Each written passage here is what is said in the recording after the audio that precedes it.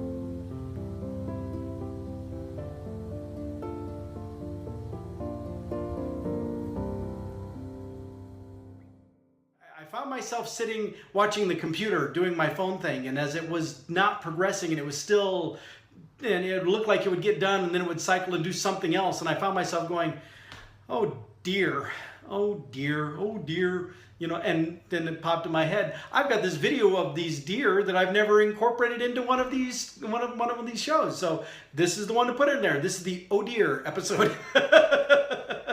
So, all right, I'm gonna go back down now, and hopefully the phone is done now, and it will finally let me go, because again, I really hate being late to stuff. Traffic is gonna be bad enough as it is, because by this point it's gonna be well after 5 by the time I'm leaving, and that means I'm gonna be joining all the people trying to flee out of Des Moines after work to get home. Yay! Woo! That'll be exciting.